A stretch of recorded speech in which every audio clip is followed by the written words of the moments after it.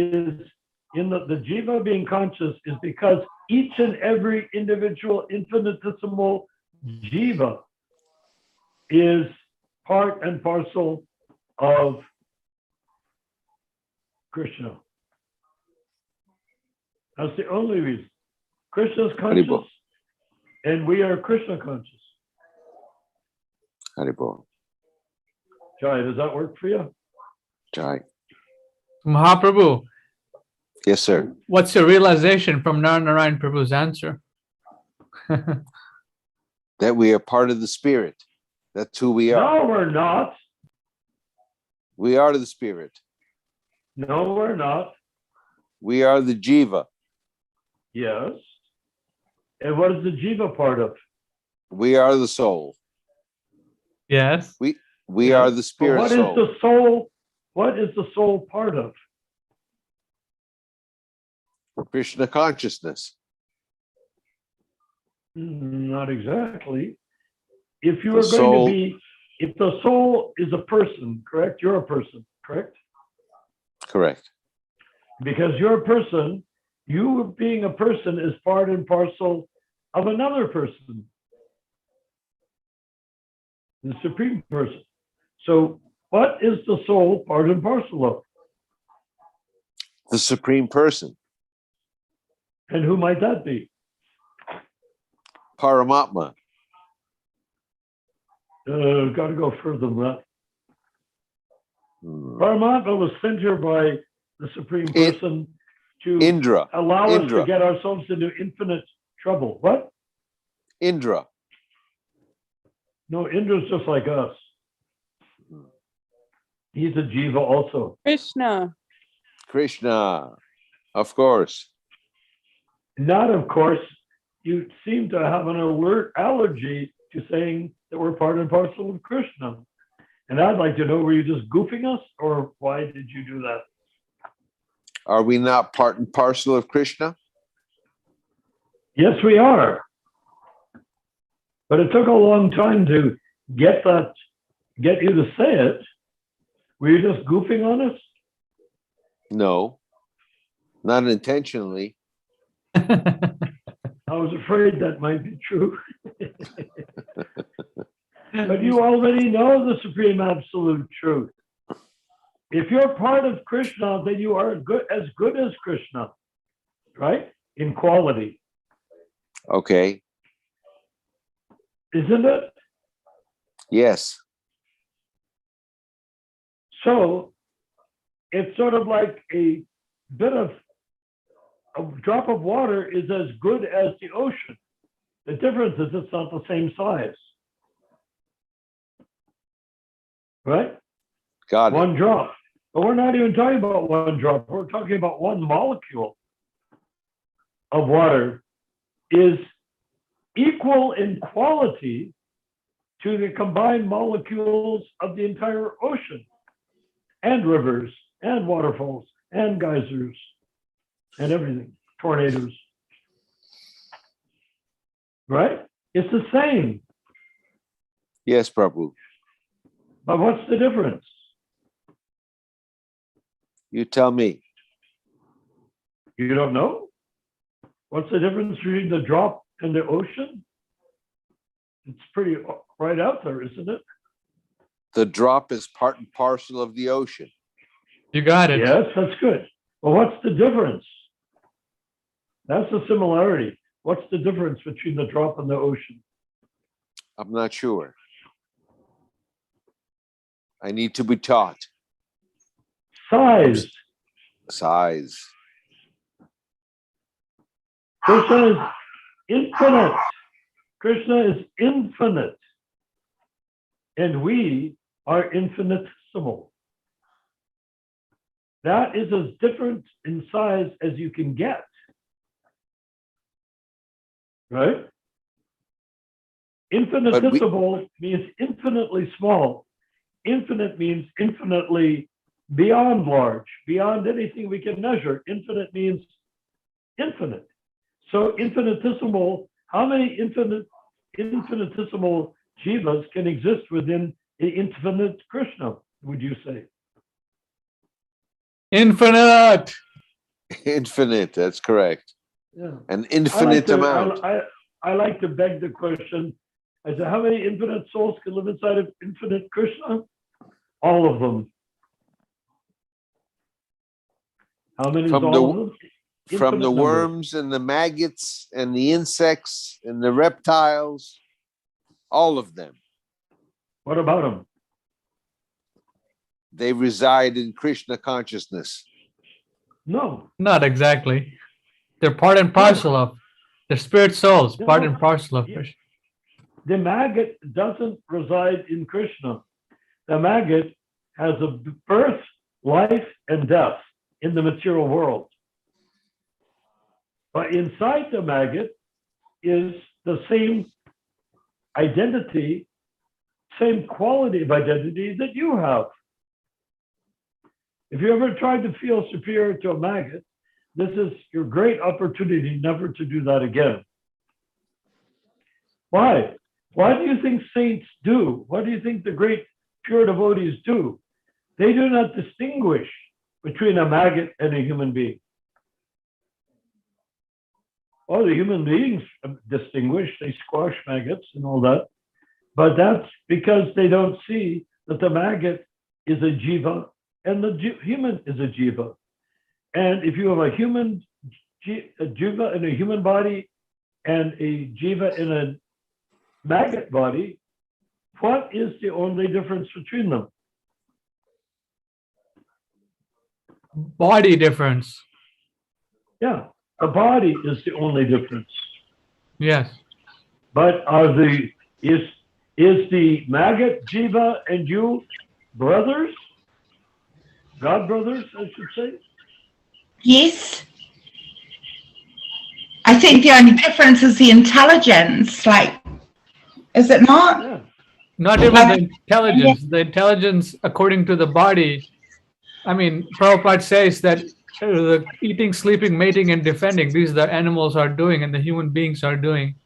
So you're The right. only things we have in common. Yes, these things are very common, but the consciousness, human form of life, we can talk about Krishna and Krishna consciousness. So the human being, I remember Prabhupada saying that the human being... Unless we become dog walkers and then become dogs in our next life, in which case we'll be running around castrated, pooping on the lawn. Panchali, what were you saying? Oh, I just remember Prabhupada saying that that to attain the human birth, it's actually a gift given from Krishna directly. I don't know why I just said that. It just came on with the conversation that you were all talking about. I don't know, we think about like the intelligence of and the different bodies, but really the four things that we do have in common is eating, sleeping, mating, defending. Like, what is the difference?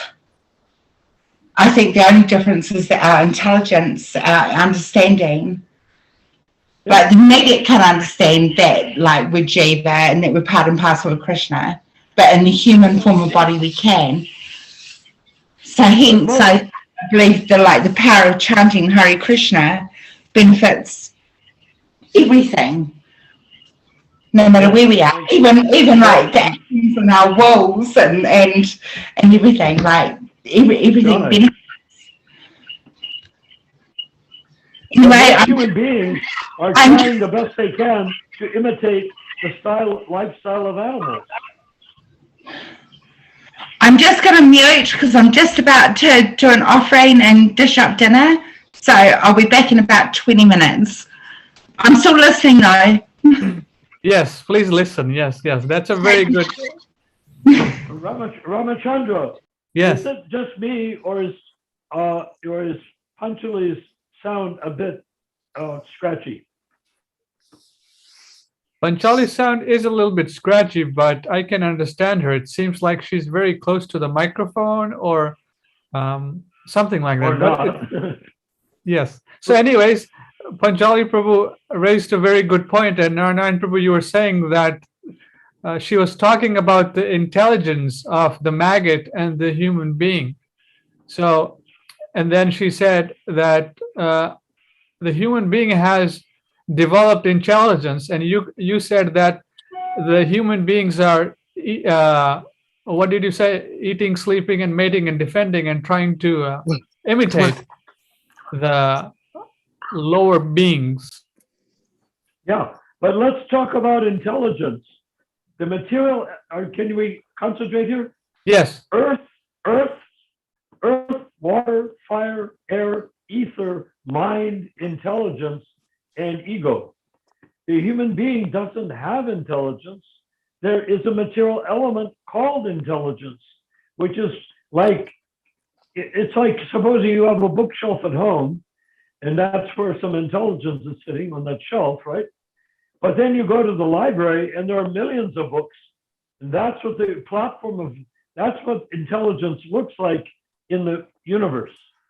It's a unlimited library filled with every aspect of knowledge and imagery and artistic view and architectural design, and everything that you could possibly want is there.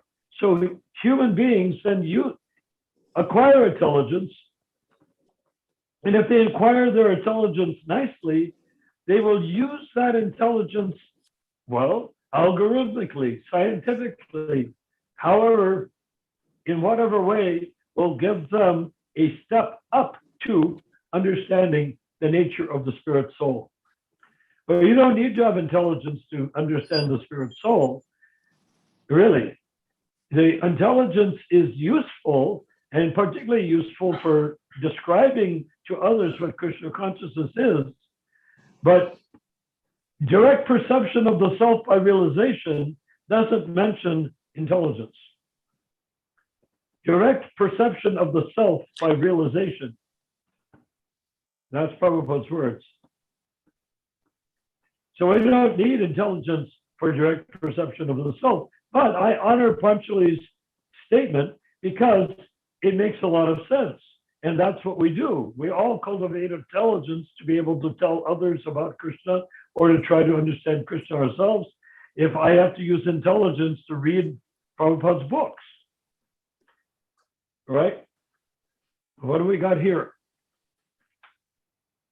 So Narayan Prabhu, you were saying about these things. So I pulled it up in a conversation with Sarup Damodar Prabhu, the Dr. T.D. Singh. Prabhupada is talking about the thing that you were just saying here.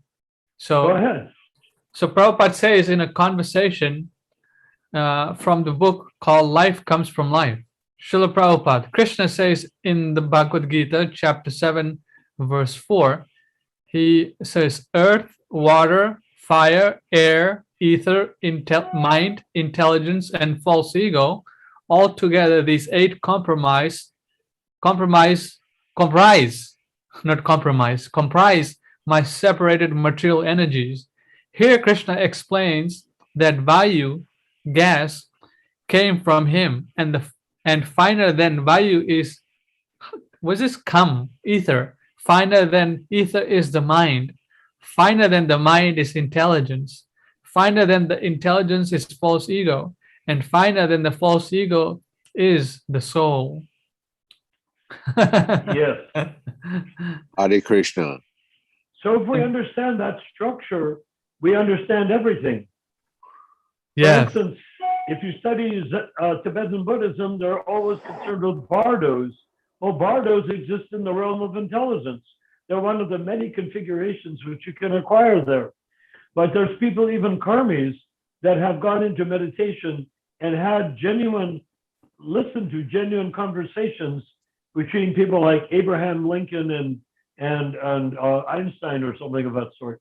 Why? Because they understand both of the mentalities, and in the realm of intelligence, the conversation can take place even though those persons are, we would say, dead. Their consciousnesses, their ideas are not dead. You see, so when a person has an idea, all the people that write philosophy books or science books, they write the book and they die, right? At some point. The book is not dead. The idea is not dead, just the person who wrote it. What did the person do?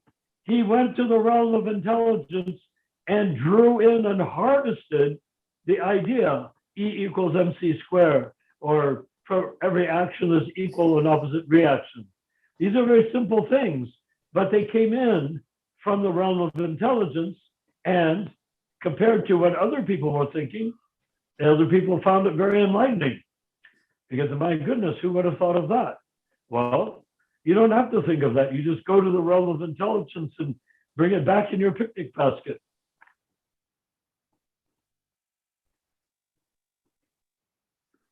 That's higher meditation, by the way.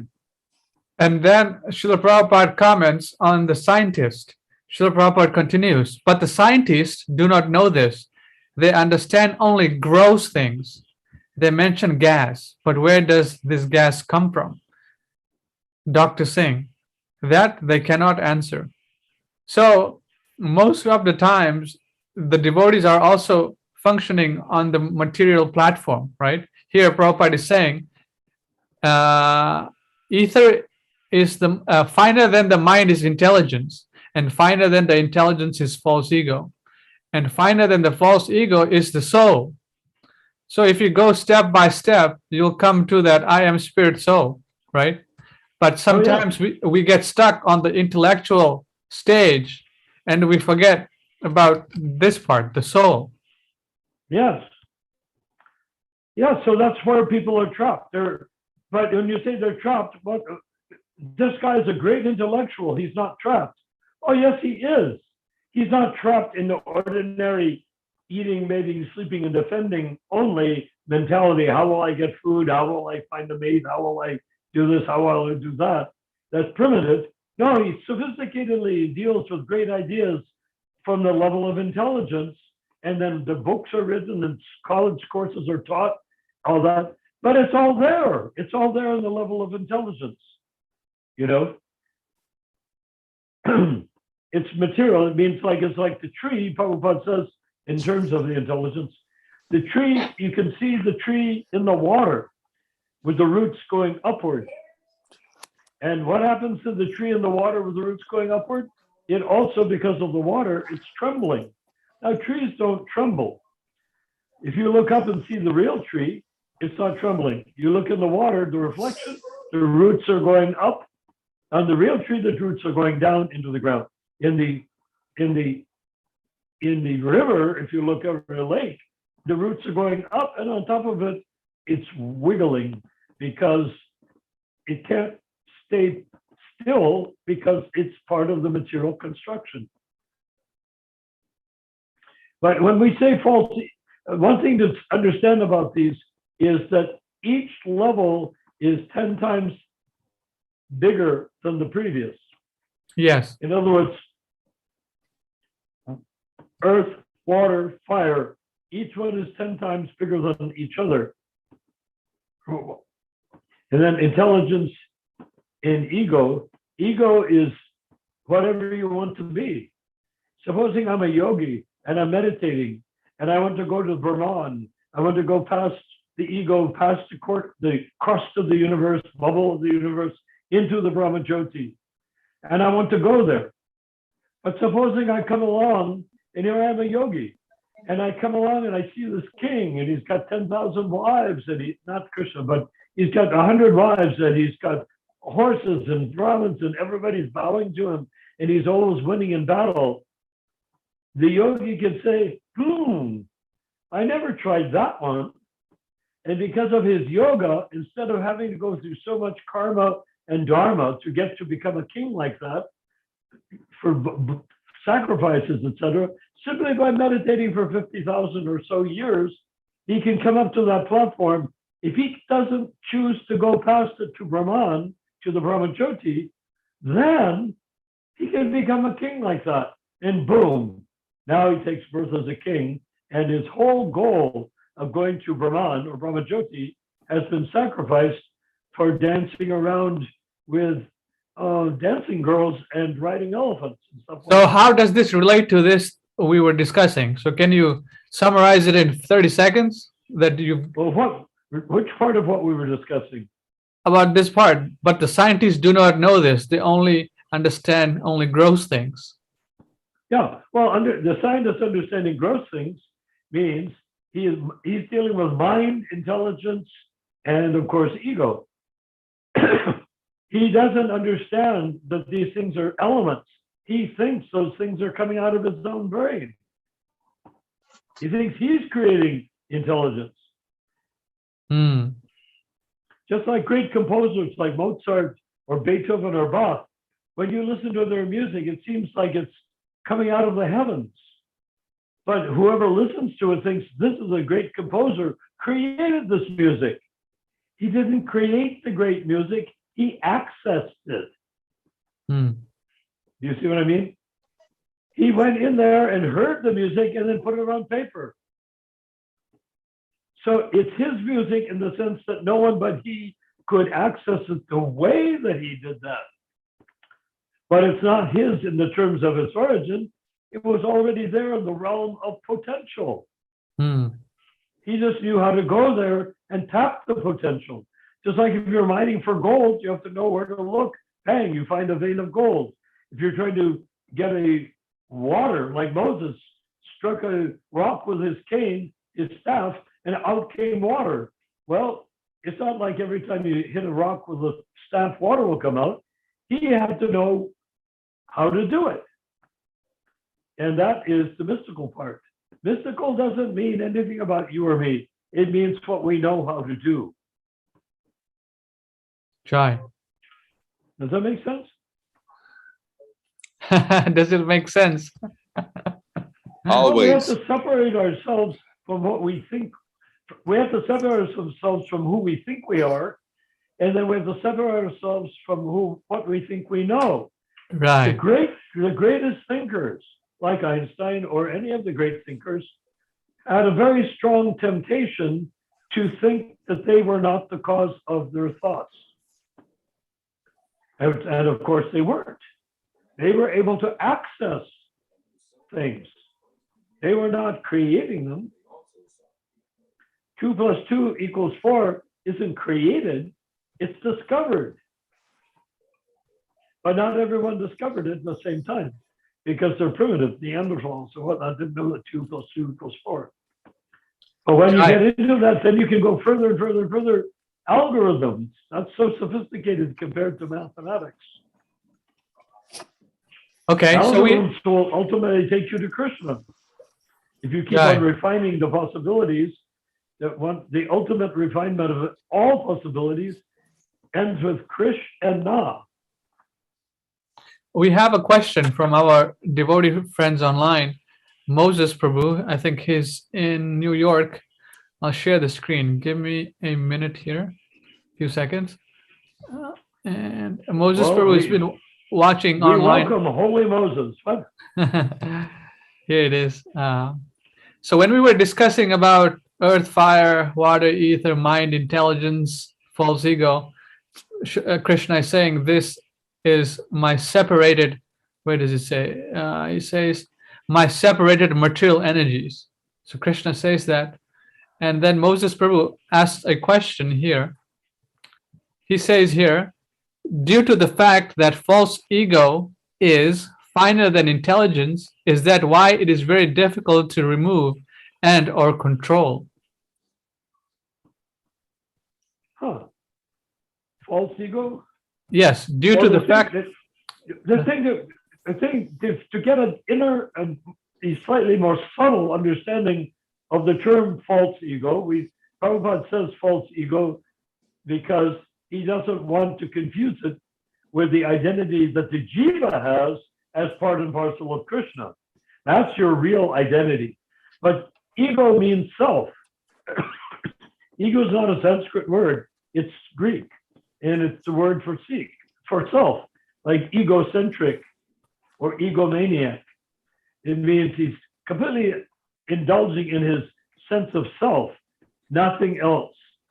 And that can be said, well, he didn't study enough from the platform of intelligence.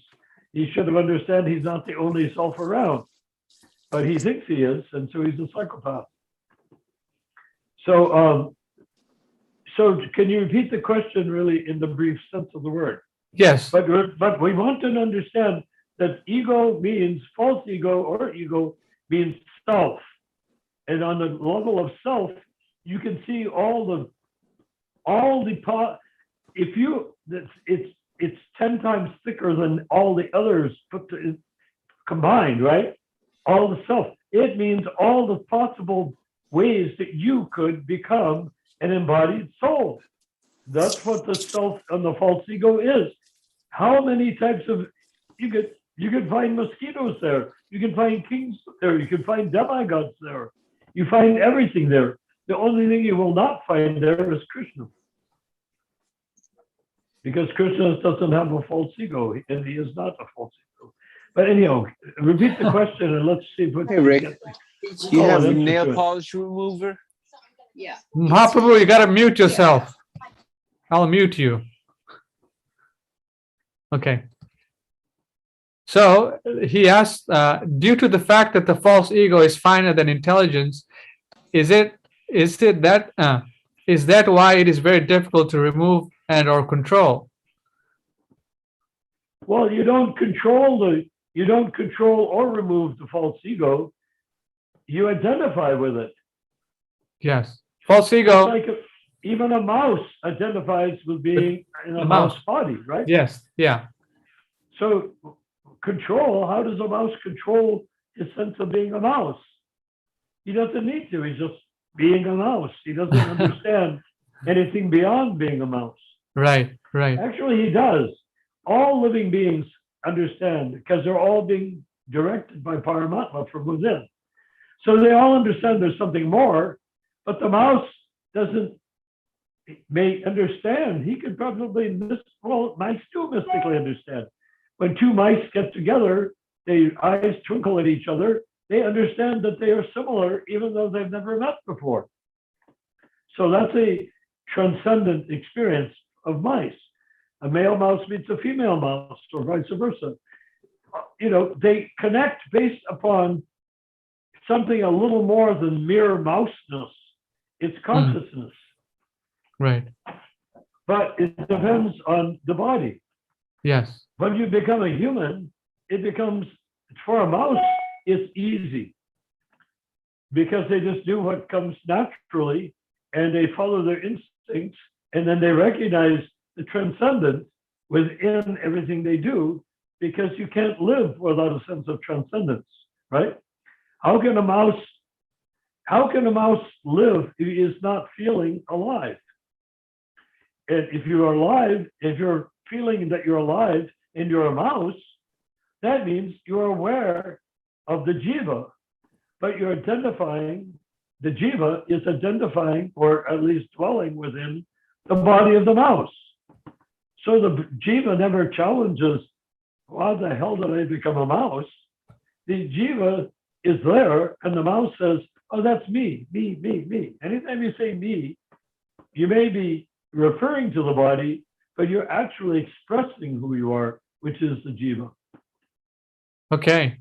So then Prabhu is saying, yes, it is my personal observation that the false ego is like an obstinate child that refuses to listen and or submit to the soul. Well, his question, yes. That's sort of a odd thing to say. Yeah. Because how can the ego, meaning material body, how can the body refuse to submit to the soul?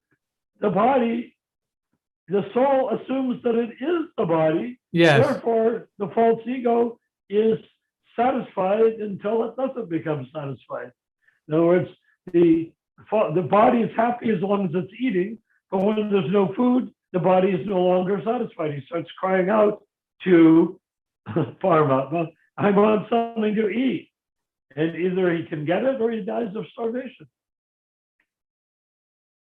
by Paramatma's arrangement. We got some questions from Panchali in the chat. Okay, yes. we'll get to it in a bit. Let's finish this off, then we go to our questions, because Moses Prabhu, we'd like to understand. Is Panchali still with us? She's cooking or making an offering. Wow, she's way ahead of us, isn't she? Okay, so Moses Prabhu, you're watching online, so please make a comment if you're understanding these philosophical points that we are discussing here. Then Moses Prabhu says, that's what many of the great musicians of the past did. Many of them stated that they heard the music before creating the song to which they heard and or accessed.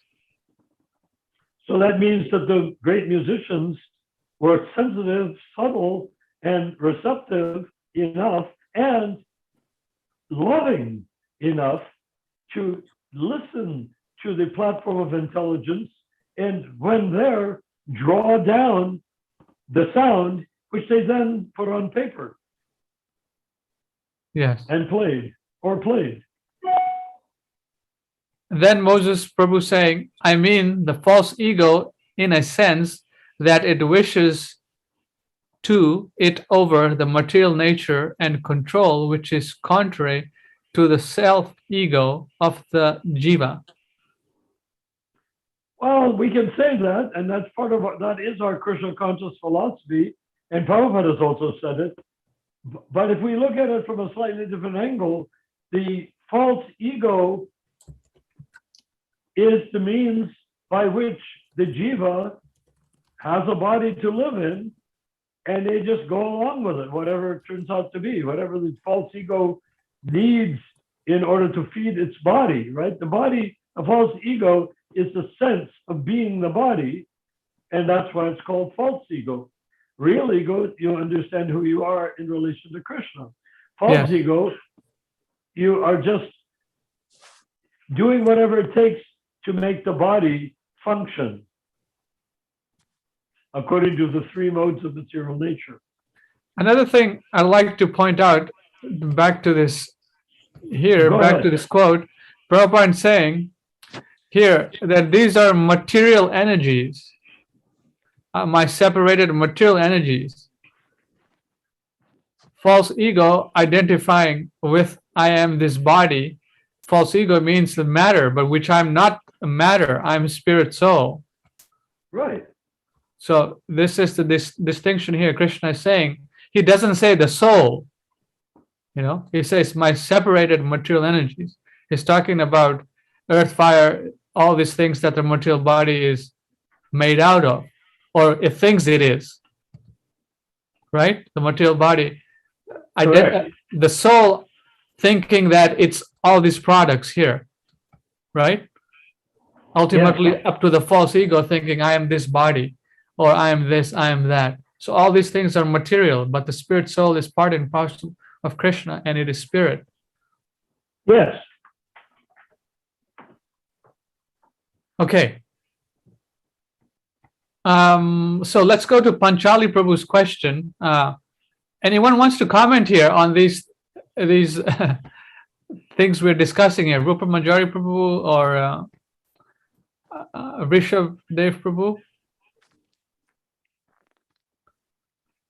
Okay, so let's go to the question. Rupa Manjari Prabhu, why don't you read the question? Okay, sure. She says, as of late, I have been debating with Viren Chohan Prabhu. He is boldly stating that those who represent the Ritvik order cannot prove that other than the 11 named representatives Prabhupada gave. She's referring to the July 9th letter. Gave no order that others may be added to give initiation via the Ritvik Jagya. My answer is referencing the May 28th conversation and also Prabhupada's will and testament. Prabhupada says clearly others can be added providing they are his initiated disciples. Even though such directives are in regards to the GBC and property directives, is it not logical to say that this also refers to Ritvik representatives? Viren Chohan is stating that no one other than the 11 named Ritvik representatives are able to give initiation via the Ritvik Jagya. Well, the thing that you've also pointed that out, haven't you, Rupa? And that is that, Rupa Manjari Prabhu, and that is that the 11 Ritviks could only be Ritviks when Srila Prabhupada was present. Didn't you put that point forward? Yeah. After that, there was no gurus. We had what you could call representatives of the Acharya, or representative acharyas. What is that phrase? Officiating acharyas. Yeah, we had officiating acharyas from the early days of the movement. The fact is, the July 9th letter is not useful because it was created by Tamal Krishna, not by Prabhupada. And the word Ritvik is not bona fide because it was introduced by Tamal Krishna, not by Prabhupada. And it was, Prabhupada simply tricked these men into not splitting the movement up into 11 pieces. You notice there's 11 representatives there, 11 Ritviks. Well, each one was a GBC with one of 11 zones. So these 11 zones were, could have been broken up and would have been broken up with a guru in charge of each one. So Prabhupada tricked them. Tamal Krishna tried to trick Prabhupada, but Prabhupada ended up tricking Tamal Krishna into creating this so-called Ritvik order. There is no such thing as a Ritvik order.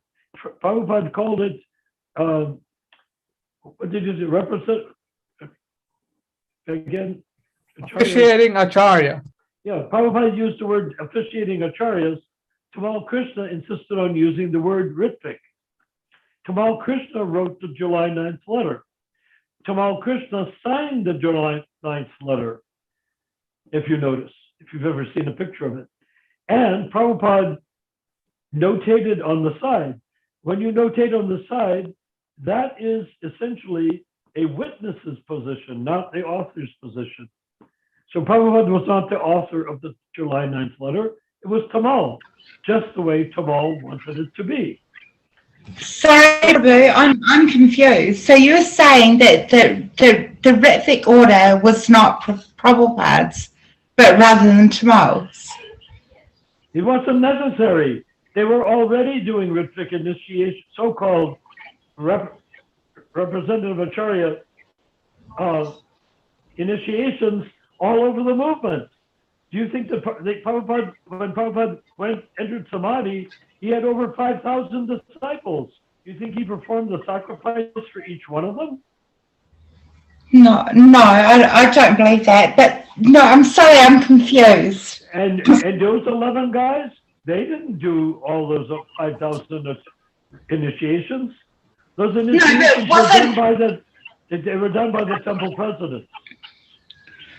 But wasn't Ritvik initiations going on since 1969? So in my view, that whole July 9th thing was a way that Prabhupada tricked, believe it or not, Prabhupada tricked the 11 into becoming regular gurus. And the proof of that is that he sent them off to Sridhar Maharaj in Navadvip to learn how to become Ritviks, but they didn't go there to become Ritviks. They said Prabhupada wants us to be regular gurus. And Sridhar didn't believe it. I have the transcript. I have the transcript of 3 days of conversations concerning that. So Prabhupada wanted them to become regular gurus because the alternative is that they would become regular gurus and split the movement into 11 pieces. This way, they created the movement as one piece. It's still one piece, and now we're going to restore it to Prabhupada's one piece, not Tamal Krishna's one piece. Wow. I'm actually blown away. So, Panchali Prabhu, you're seeing the point Narayan Prabhu is making. He's saying that by becoming regular gurus, they kept the movement together. Otherwise, it would have been like the Gaudiya Math, where each person became an Acharya and separated Srila Prabhupada's property into different camps. Tamal Krishna camp, Jayapataka camp, this camp, Kirtananda camp, Bhavananda camp, like that. Oh, it absolutely makes sense. Yes, you see it? I absolutely see it. Wow. So the whole Yes, for whole the last Rittvik thing, 5 years I've been preaching like in the wrong way. Yeah. just such I a simple think- conversation can like make me see things in a different concept. Like that completely makes sense. Yes, you can understand it as a mother or as a father. You would want to keep everything together, right? You wouldn't want it to separate and make a disaster, right? Yes, Prabhu, absolutely. Wow. All right, Oh, Hare Krishna. Haribol. Do you like that, Panchali? Absolutely. Jai. Like that absolutely You makes sound greatly relieved. like I'm everything. very glad to hear you absolutely being just, relieved. everything has absolutely just come together. Yes. My- Like that actually. Oh, May I say one thing is that the big Ritvik supporting guys, besides Krishna Kant in England, the big Yasoda and Varanjan, I kept telling them it's not the gurus that are the problem, it is the GBC that's the problem. Because without the GBC, you can't have any gurus, and the GBC are supposed to be elected for 3 3 year years. terms. yes. So when you have these Yes. these totalitarian GBCs appointing gurus, the problem is not the guru. The GBCs use the gurus like little sock puppets on their fingers to confuse people. That's all it is. These gurus mean nothing, and they've done nothing. Anything that any of the Iskcon gurus have done could easily have been done by the temple president or by the pujari or the guy that does the wedding ceremonies or whatever. That's all it takes to get initiated, because Prabhupada said Iskcon is my body. And Yes. if Iskcon is his body, Those he's who initiated by a Ritvik of some sort. Ritvik simply means representative or representative acharya. If you're initiated by such a person that Prabhupada authorized and had initiating for almost a decade before he entered samadhi, if you have someone doing that, then why should you stop? Just keep on doing it. Somebody wants to be a devotee, and instead of Prabhupada chanting on the beads, he had the people chanting on the beads for him because too many beads. And then when he came into the situation of who's going to perform the jagya is the initiation is the fire jagya. It begins with this amazing 2 phrases, abovitra, bovitrava. Whether you're purified or unpurified, then you can be burned up. The sins are burned up in the sacred fire. That can be performed by anybody who is got his Brahman initiation. So that's all it took. But they didn't want that. They wanted to become replacements for Prabhupada. And I'm sorry, Tamal and the others, you don't get to be replacements for Prabhupada. It's not allowed by Krishna. You can make fools of yourself for a decade or two, but it's not working out in the long run, is it? Jai. Tina Prabhu, Panchali Prabhu, Hare Krishna. So I hope that makes it clear, because I've seen your comments and posts. So I think you can spread the word about. Oh, absolutely, absolutely. Like, I don't know, just that one understanding has like just blown my mind.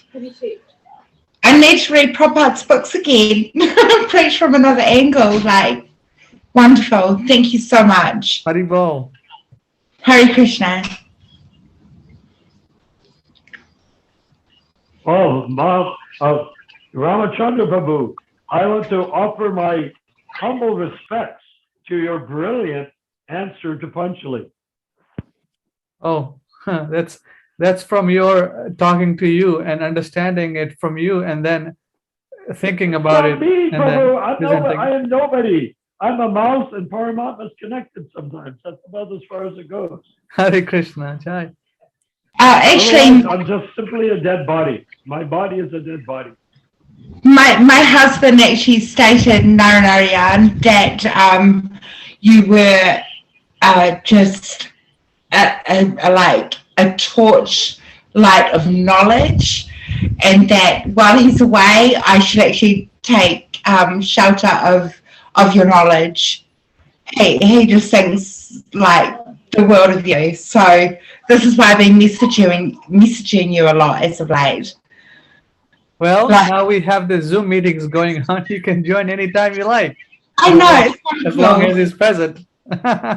Yeah, It's thank not, you. it's not our Zoom meeting. It's your Zoom meeting. Because this Zoom meeting is Istagosti. Jivas sitting with Jivas, communicating as Jivas on the only topic worthy of Jivas, which is pure, unalloyed love of God, Krishna consciousness discussion, Krishna Katha, or things pertaining to Krishna Katha. We don't have material, in this sessions, we don't have material bodies. All we have is voices coming over the ether. And that means jivas. One Right. jiva to the other jiva. That's all we are, is jiva to jiva. When we do that, then the truth comes out. Panchali Prabhu, do you want to ask any further questions on this point, or anything that you want to say, Prabhu? My kids have just set up the poll. Okay. They're just asking me which connection they sort it to. So can you give me 5 minutes? Sure. Think about it and come back. Yeah, sorry. All right, Hare Krishna. Hey, Ramachandra, could you ask Panchali that I took that conversation we had on the Facebook, Messenger, and I copied it and pasted it. I want to know if she wants us to delete her questions or leave them in. And I did not put in anything about her family members, not present family members. You can leave anything that we speak about as long as it's not regarding the stuff that I've asked you to be discreet about, Prabhu. Jai. Hare So Krishna. this is great. Actually, you're going to turn New Zealand into Krishna Loka. Hare Krishna, Prabhu. I'll be back in 5. Sure, Hari Bol. Actually, New Zealand is already Krishna Loka. It's separated only by time. Hare Krishna. Jai. I'll be back. Okay, so so this is the power of Ishtagoshti. Panchali Prabhu is the perfect example. She had some understanding about whatever she thought that letter was, and how she Letter? understood it. You mean the July 9th thing? Yes. Yeah, well, when we get around to it, we'll correct it Yes. and make it available. It's innocent and well-intentioned, but that, and then going to May 28th and going into all of that other stuff is an unnecessary contortion to justify Tamal Krishna rather than to hold him accountable. And another thing that we have come to understand is that Srila Prabhupada, given his books, writings, lectures, and Lord Chaitanya Mahaprabhu spreading the movement in all over the world, you actually don't need a guru. What will the guru give you that is not already given by Srila Prabhupada, right? That's the trick. And I think I put that into my statements to Panchali also, and I've been writing it a lot, and that is the holy name is Krishna, Shaktivesh Avatar. So instead of you going to a religion to eventually come to the point of divinity, saintliness, and understanding love of God, instead of eventually getting there, that's where you start. You start with the end result of religion, which is direct connection with God. What Right. else do you need? So why do you need a guru to connect you with what you're already connected to? And in my observation, possibly connected more better than the guru is connected. Jai. Yes, that's a very good point. With my experience here in Sacramento, seeing the devotees getting initiated by these GBC appointed gurus, I haven't seen any improvement in their, I mean, they chant Hare Krishna, they follow the regulated principles, but working collectively and thinking aloud and thinking critically, they cannot function in that sense. It's just like the cowboys in the old days. They had cattle, and they wanted to make sure that my cattle and their cattle didn't get mixed together. So what they would do is they'd heat up a piece of iron with an insignia on it and put it on the skin of the cow and burn a scar there that was called a brand. They branded the cows. Well, that's all they're doing is branding the devotees for their own brand. They're not giving them anything. Right. They're just putting a scar tissue on their butts with a red hot iron. That's a perfect example of what's going on by the elected guru system. Instead of But what I would ask, and I've always asked, and I asked everyone this question, okay, I get it. You want a guru. You want an Iskcon guru because of Prabhupada, because Prabhupada was an Iskcon guru, was the Iskcon guru, and now you want an Iskcon guru. Okay. What is the guru going to give you that you didn't get right away by chanting Hare Krishna? I am waiting for your answer. Tick, tick, tick, tick, tick. I mean, What happens when you ask them that question? well, I mean, it's sort of like the king has no clothes. What can the guru give you that you don't already have by chanting the Hare Krishna mantra, according to Lord Chaitanya and Prabhupada? yeah. Have you ever asked them that question? What are they going to give you? Well, I haven't seen them in the past since you guys came here for Rath Yatra. Yeah. But doesn't that sound like a decent question to ask them? Yeah, that's a very good question. What are they going to give you that the Maha Mantra? Oh, well, you heard the Maha Mantra and you should chant it, and Prabhupada is chanting it, and he's telling everyone to chant it and follow the regulated principles. So what And you're is going to, but even without the regulated principles, if you've heard it once, supposing you're supposing you're a monster, suppose you're a slaughterhouse worker, and you hear the Hare Krishna mantra, you're going to go back to Godhead, but you got a lot of stuff to take care of before Right. you go. Dry. Okay. So that blows the doors off the so-called Iskcon guru system or any guru system. You know, this is a perfect. I'm still waiting to understand. And they said, well, they can take you to Krishna. Well, you know, the Chidananda asked Bhagavan, oh, how will I get to Krishna? He said, I will take you to Krishna. And then he ran off with somebody's wife, not just once or twice, but all over the world. One guy, that lady in Australia, in South Africa, was saying that she wanted to take initiation from Bhagavan, but before she could, he ran off with somebody's wife. Right. And if you saw his own wife, Krishna Bhamini, and his own wonderful children, you'd say, you should have run off with your own wife, you idiot. Don't run off with somebody else's wife. Run off with Krishna Bhamini.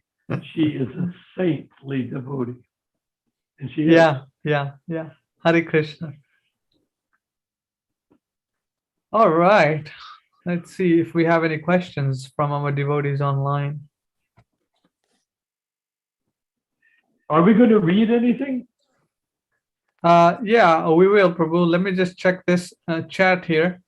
If anyone has posted any comments or questions. We could read the Great Awakening, or we could read what I just sent you from the conversation with Panchali. Yes, so let's do that. Give me a few moments. No. here. I'm not pushing. I'm just saying schedule. I'm not pushing. I'm scheduling. Hare Krishna. All right. Okay, no questions Quite from our honestly, devotees. I think we need to not only answer questions and deal with issues, we need to present a platform. You know, we need to present a platform because just like a dance hall, without the platform of the dance hall, nobody can dance. Right? Right. You can talk about dancing, but you can't dance unless there's a platform to dance on. So that's what we need to do, is create such a platform that people will think about it and refer to it when they come on with their questions. Otherwise, it's just out of the ether, someone asks a question. That's wonderful. We'll answer it as best we can. You can answer it, or Rupa could answer it, Panchali could answer it. But at the same time, we need to establish our platform. And I think it goes beyond the website. It has to be a platform that we can start publishing as a platform. And that's why I mentioned possibly we need a better communication system than just mirror. I mean, Zoom was great, but mirror Zoom, there must be some technology by which Zoom technology can be expanded to propagate broad areas of thought and stuff like that. Okay, so we have this the Great Awakening of Iskcon Reborn. So let's read that. So you want to read that instead of Panchali's, or? Yeah, I think that is a Panchali got her answer, and then I think this is more. It has more content. Let's do this first. Okay. Okay. So. Okay. Here we go. Rupa Manjari Prabhu, can you start it off? The first two, Sure. two up to here. Sure. Mukunda. Jai, I have been listening to your Istagosti meetings on YouTube. Very nice planning going on. May I ask, we see that in Iskcon temples, when devotees with decades of service fall ill, they are transitioned out of the temple. I know many devotees personally this has happened to.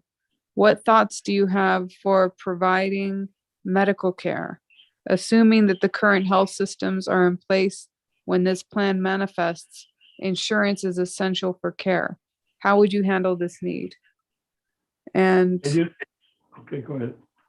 Narayan said, the problem is that the GBC, beginning in 1970, abandoned their role as servants of the individually incorporated Iskcon temples and forced a global corporate status on Iskcon, starting in 1970, complete disobedience right in the face of Srila Prabhupada.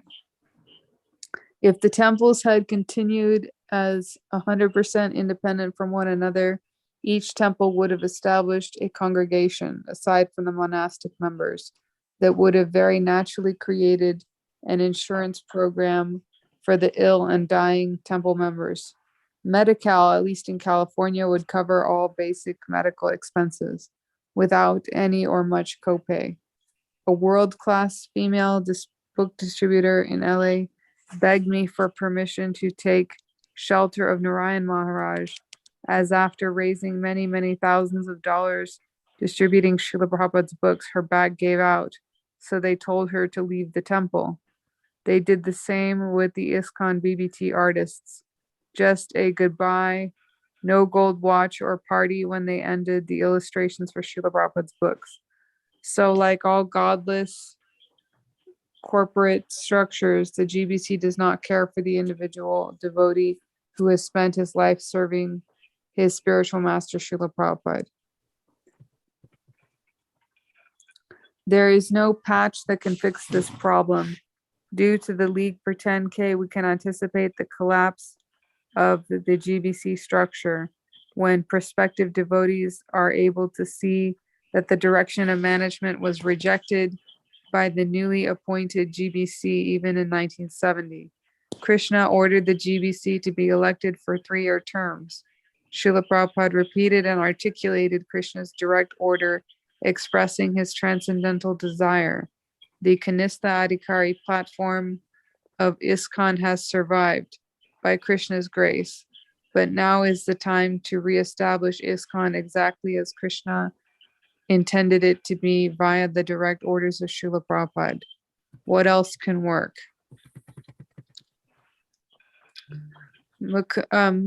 Ramachandra, can you read?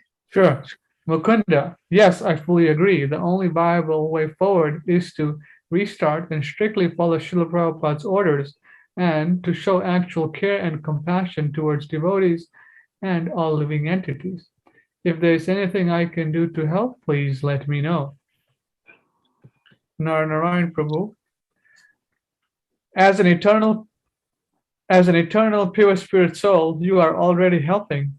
Please spread the vision of the League for 10K. Let all your friends, associates, and God brothers become aware that the real great awakening is an awakening. The will transcend material consciousness and not reestablish Iskcon, but establish Iskcon for the first time ever. Forget our own personal lifespans. Our bodies will die, whether young or old. The inner yuga of the golden age of Kali was established by the Yuga Avatar, Shri Radha and Krishna themselves, only 550 years ago. We perhaps inadvertently miss out on the most dynamic aspect of Srila Prabhupada's gift to us. Actually, Lord Krishna's gift to us by stunting Iskcon by rejecting an elected GBC that was designed to continue the Hare Krishna explosion. Now Iskcon can finally begin in the true sense of the term Iskcon. So spread the word. Yes, you. Narayan Prabhu, Iskcon is about to be reborn. Srila Prabhupada is far from dead. Vaishnavas die to live, and living spread the holy life around. Okay. Try. So this was a discussion that happened on Facebook, right, Narayan Prabhu? Correct. All right. Now, what I'd like to point, if I Yes. could point out something, Mukunda asked a question which could have led into a sad sobbing on each other's shoulders, how bad the GBC and Iskcon is for not taking care of devotees when they become old or infirm. Instead, I wanted to turn it around. Now, did you notice the middle? Could you repeat the middle comment that Mukunda made? Okay, Mikunda is saying here, yes, I fully agree. The only viable way forward is to restart and strictly follow Srila Prabhupada's orders and to show actual care and compassion towards devotees and all living entities. If there is anything I can do to help, please let me know. Is this the comment? Now, do you see something? It's like this saying, are you going to salute the flag or are you just going to walk past it? Jai, yes. And he said, let me know what I can do. I'm going to salute the flag. Yes, I'm saluting. Accept the salute. And that is what we need to do to get a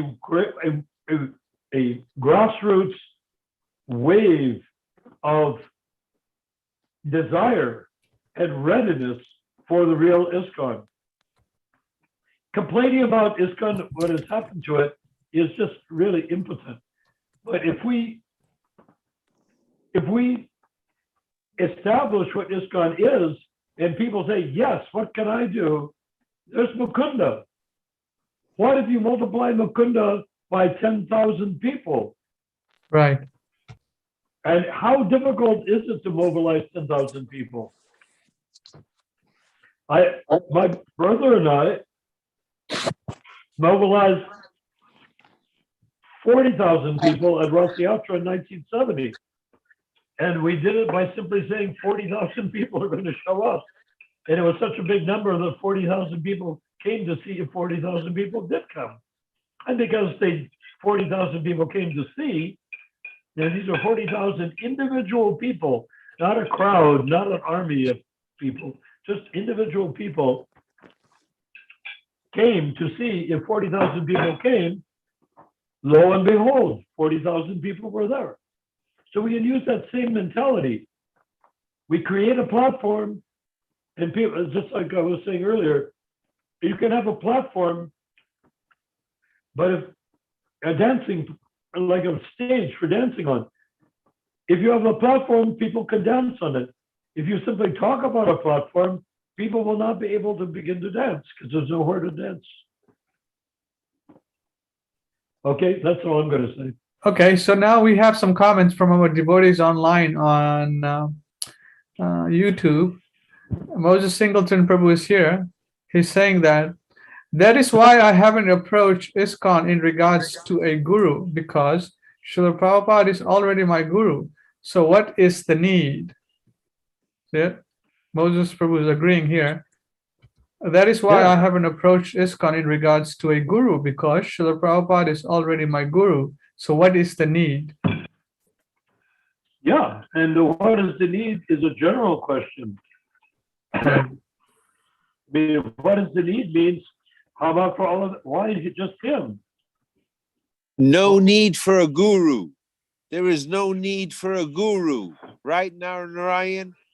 No Right. gurus. There is no need Well, for a guru. There's a need for one guru. That's Srila it. Prabhupada. That's it. Nobody else.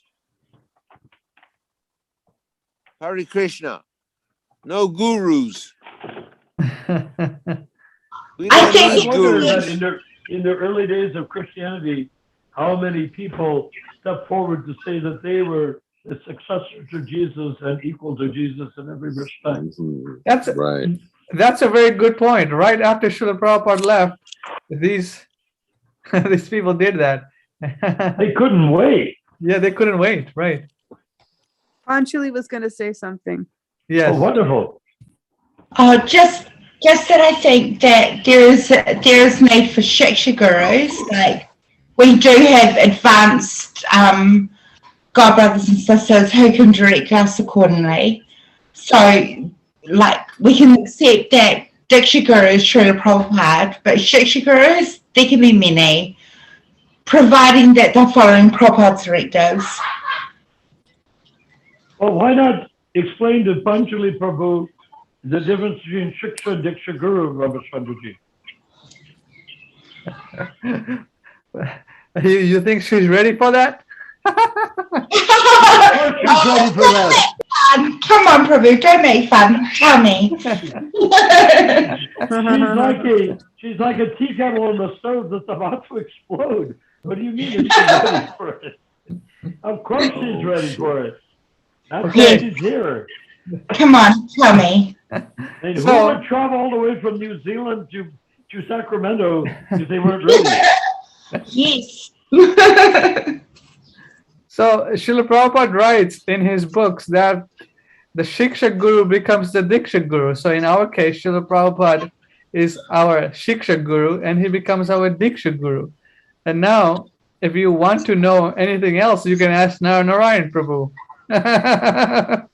Me? Okay, so I may consider that Narayan is Shiksha Guru. No, Narayan Prabhu is not claiming to be a Shiksha Guru or Diksha Guru. Explain to her what we found out. We studied about Shiksha and Diksha Guru. What did Prabhupada say? I know this. I know that Shiksha and Diksha. I know all that kind of stuff. But, like, you know, Shiksha and can be considered a Shiksha Guru. So Nanda and Jadwaita and Tamal, they can all be considered a Diksha Guru. Chandra, show her the Shastra that we collected. Yes. 1 second. I'm trying to find it here. So, Okay. Panchali Prabhu, let's go to, let's see, according to Chaitanya Mahaprabhu, right? Chaitanya Mahaprabhu, when he appeared 500 plus years ago, his eternal associates also appeared from Krishna Loka, right? They were his associates, mother, father, devotees from Krishna Loka. So these people are Shiksha Gurus, not because they're all coming from the spiritual world, they're descending. So they're perfect Shiksha Gurus. So there's no difference between Shiksha and Diksha instructions. You understand? Oh, okay. So Prabhupada says that She wants to know, can a person be a Shiksha Guru in Iskcon? Can Iskcon have a Shiksha Gurus?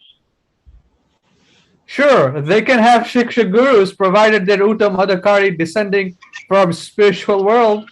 Who is that in Iskcon? That's Prabhupada. Yes. In other words, there's no qualitative difference between a Shiksha and a Diksha Guru.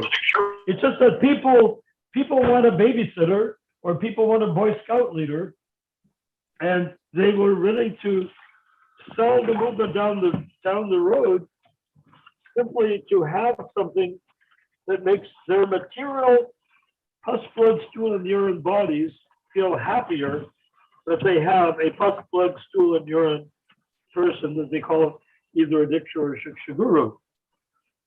And we have to understand it's the Shiksha Diksha Guru is not a question of position, although it's going to try to make it into that.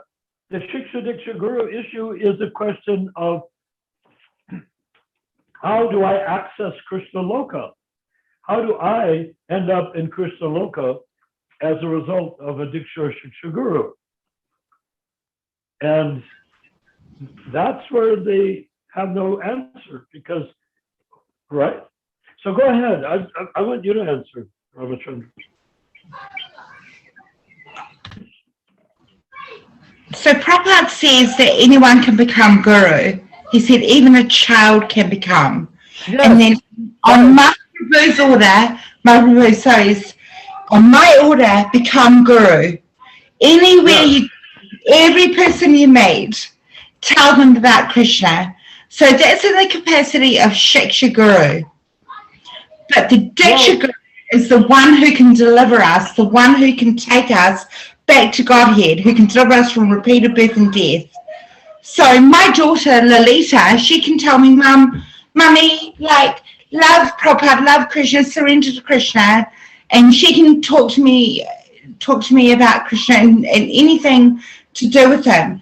But the Diksha Guru, he's the one who's taken on our sins. He's the one who's actually eligible to take us back to Godhead.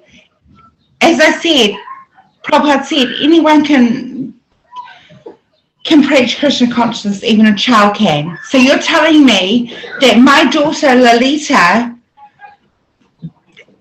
can. Okay, I think we're getting close. We're getting close to the heart of the matter. And the heart of the matter is, what is the simplest definition that I heard Prabhupada personally say? Who is a guru? Guru, he said, means heavy. That's what guru means, heavy. And then he went on to say, heavier than me, he said. And then he went on to say, heavier than me in knowledge. And then he said, whoever is heavier than me in knowledge, he is guru. So when we think of gurus of sitting on big red chairs, imitating the ones that I built personally for Srila Prabhupada, that's not the guru. I mean, no, that doesn't what on my order become guru means. On my order become guru means teach Krishna consciousness, for God's sake. They sit on the thrones, but they don't teach Krishna consciousness. So teach isn't that the capacity of the Shiksha Guru? It's to teach. Is that not right? And it's only the Uttama Adhikari that can deliver us from the cycle of birth and death and take us back to Godhead. So we can have the Kanishta and the Madhyam Adhikari, and they can teach us about Krishna, but they can only take us so far. And this is how I see the Iskcon gurus. Like, they chant and they pray. I have to say something at this point. I have not seen a single Madhyam Adhikari in Iskcon. Okay, what about a Kanishta? They're all Kanishta. So even a Kanishta, even you can take a Kanishta, but we have to accept via Prabhupada's teachings that only a Kanishta can take us so far. So we can still accept initiation from that Kanishta. Well, Kanishta is a very big category, you know. Sorry, Prabhupada? Kanishta is a very big category. It goes all the way from some scruffy guy smoking crack, walking to the second floor and wanting to shave his head, up to a very refined pujari. That's all Kanishta Adhikari. The Madhyam Adhikari begins after the Kanishta Adhikari ends. And there's nobody in Iskcon. The Madhyam Adhikari is a person who has practically no longer any knowledge of or interest in his material body. Now, I don't know a single guru in Iskcon that isn't pretty much interested in his material body. I mean, if so, where is he? He just takes his body and puts it on the throne, and then we think he's advanced as a result. But is he? Or is he just a person who knows how to rarefy himself down to where his sitting on the throne seems to make more sense than not sitting on the throne to somebody else? You see what I mean? Okay, so I found the quotes that we were looking for. Maybe this will help Panchali Prabhu understand that there's no difference. I'm actually still looking at quotes right now from Srila Prabhupada where he says that the Kanishka and the Majam can give Diksha initiation. Of course, Prabhupada says that, but then he gives a warning there. Yeah, the own Uttama Adhikari. Yes, so just like we were talking about how Prabhupada set up Iskcon and they took over Iskcon and they kept Iskcon in one piece. So Prabhupada gives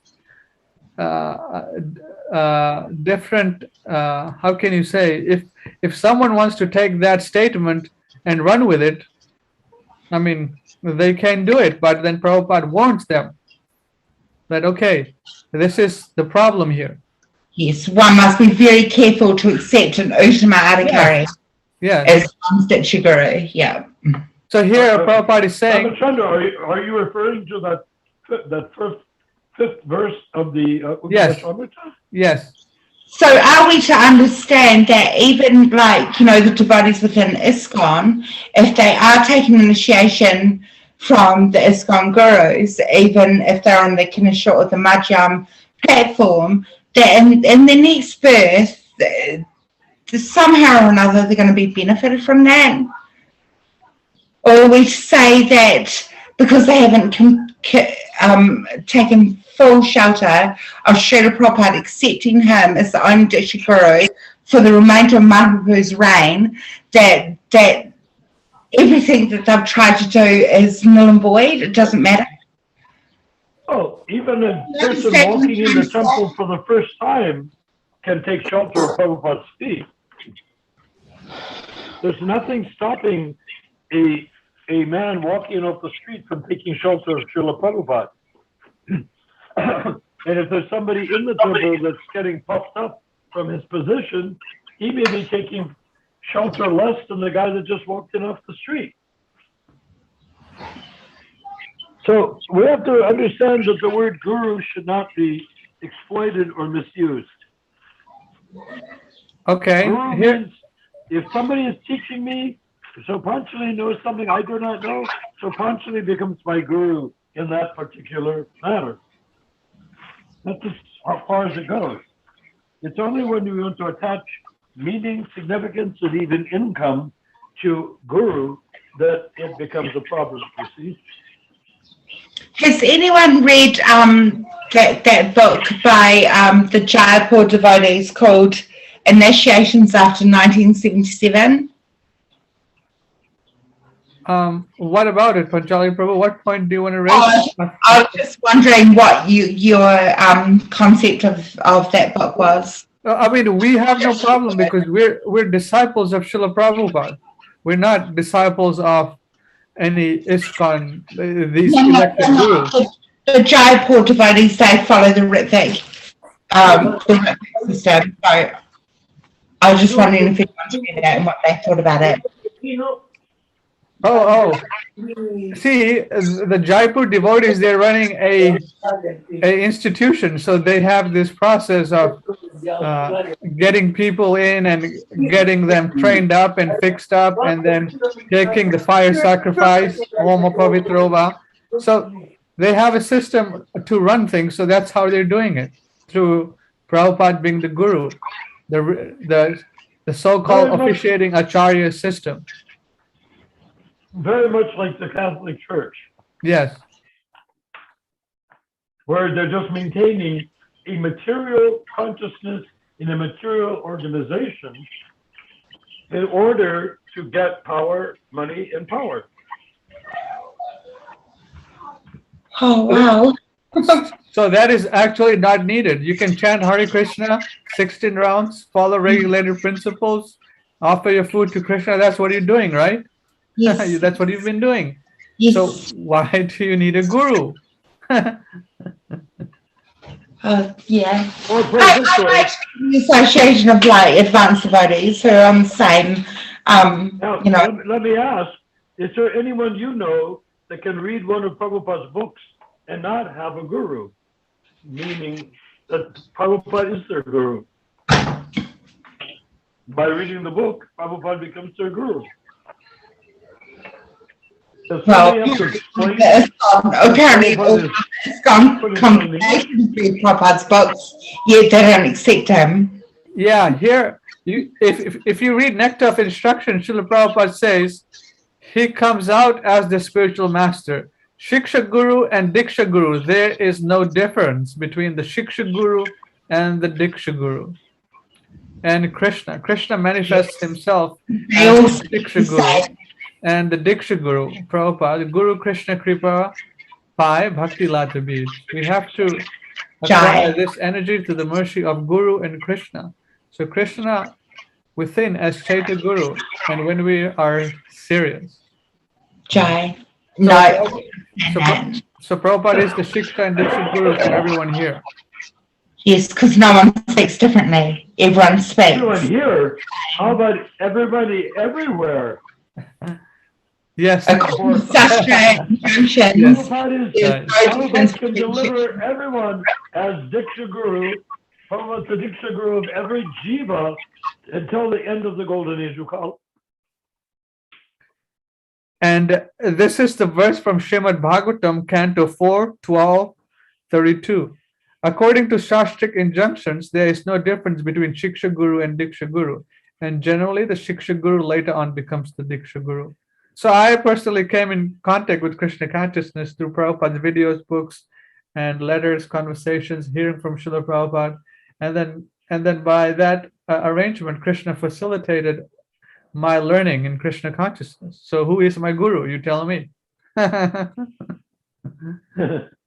Right? Is it some Iskcon person? It's Prabhupada and Krishna and his representatives, whoever, we having this, all of you, So in the Zoom meeting. And then Prabhupada saying here, the Shiksha Guru, the spiritual master who first gives information about spiritual life, is called Vartma, Shiksha Guru. Factually, the qualifications of a spiritual master depend on his knowledge of the science of Krishna. He can become a spiritual master as Vartma Pradakshaka Guru, Diksha Guru, or Pradakshaka Guru, the spiritual master who initiates according to the regulations of the Shastra, is called the Diksha Guru. So is it making sense, Panchali, how Prabhupada is the Shiksha Guru and Diksha Guru of everyone?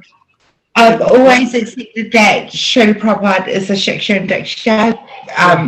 Also, I got a little bit confused because I thought... No. Yeah, Prabhupada is both Shiksha and Diksha Guru. Yeah, no, it makes sense. Thank you. Hare Krishna. Thank you. See? Love it. You love it. So there cannot, see, then Prabhupada says in What is a Guru? There cannot be two. This is Guru. Another place it is said, so Guru is one. Guru cannot be two. As soon as you find two opinions of Guru, either both of them are rascals or one is still at least a rascal. Jai. Hare Krishna. In many different contexts. So, oh my God, just say, 25 years plus of reading and just this tiny little conversation, like I've got so many more realizations. Yes, we don't need to bother ourselves to look for a Shiksha Guru. Prabhupada is the Shiksha Guru. Read all his books, conversations, letters. I've tried so hard to be humble and accept, like, Iskcon gurus and Iskcon disciples and stuff like, oh, you know, they can be Shiksha gurus. As long as they're preaching about Krishna, that's okay. They're But God brothers and you're God actually sisters. right. Yes. That's just sentiment. That's just my sentiment. The big question of everyone is somebody alive today capable of being my Diksha Guru? And if that person, even if that person were an Uttama Adhikari, I think he would not want to be a Diksha Guru because he would understand that Prabhupada is a Diksha Guru. But everyone wants to drag Iskcon down to being a church, like the Catholic Church, or basically Catholic Church. They have all these, what you call them, the GBCs that are like cardinals. And these cardinals, all they do is control. Prabhupada made it very clear, even in 1968, he gave an interview with a newspaper lady who was saying, well, when you're gone, are you going to create a hierarchy like the Catholic Church? And Prabhupada said, no, we have the opposite view. We want everything to be done by the grassroots, not by anyone on top. So Prabhupada didn't want an organized religion of Krishna consciousness. It's maybe hard to comprehend, but he did not want Iskcon to be incorporated as one big corporation. He made that very clear. At 1970, he made that clear. What is the purpose? What is the governance of Iskcon? Each individual temple is supposed to be independently incorporated. So you say, Iskcon incorporated, oh, how many temples are under that incorporation? The answer is one. What do you mean one? Do you have only one temple in Iskcon? No, we have thousands. Well, how can you say one? Because if you go to each one of those thousands of temples and ask them, how many Iskcons are there? They'll say one, their own Iskcon. You know, he didn't want a global thing that they have now with Mayapur and unelected GBCs, totalitarian. Completely, they've spoiled everything. And I might add, they have the blood of millions of people on their hands. Why?